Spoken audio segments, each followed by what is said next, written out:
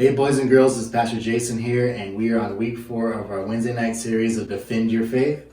And tonight we're talking about It's a Miracle. Now you probably heard your parents say that before when you cleaned your room after a week. They said, it's a miracle you cleaned your room. Or maybe you woke up early on time for church or school and said, it's a miracle you're awake. Well, they're exaggerating because a miracle is something that happens very rarely in history, that we don't see often. Things that we read in the Bible, we hear about where we say, that is a miracle, that's amazing, how did that happen? Well, 40 to 50 years ago, if you would have told somebody that, yeah, we'll be talking on phones that we can hold in our hands and browse the internet and take pictures and do all this stuff, pretty much have a little computer in hand, they'd probably have their mind blown away. Or let's talk about TVs. 40, 50 years ago, TVs were big with glass tubes and they were heavy, and now you can get them so thin they just kind of fit on the wall and they're 80 inches sometimes. Or we look at drones.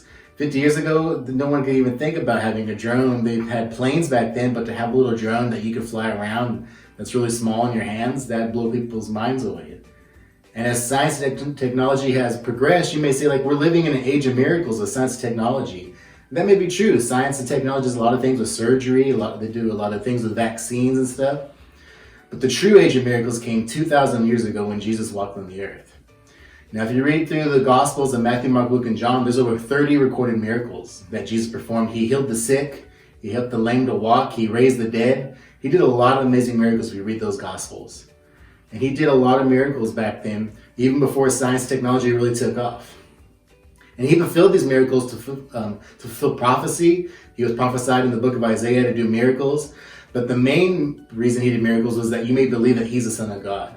Because if I started raising the dead and healing the sick, and if you gave me some fish and some crackers and I broke it and fed 5,000 people, you'd probably take me pretty seriously.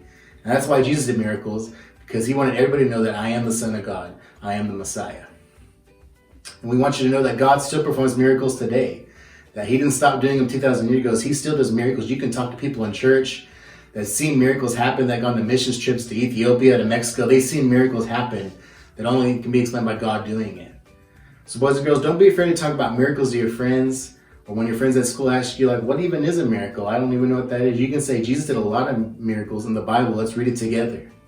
So boys and girls, understand that miracles is when God intervenes. He brings heaven into earth and he does things. If he's God, he can do whatever he wants. He can change supernatural things. He can raise the dead. He can do a lot of amazing things if you just believe.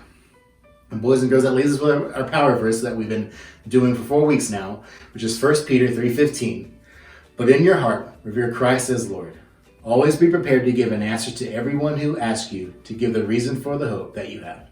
But do this with gentleness and respect. All right, boys and girls, we'll see you next Wednesday, and remember to defend your faith.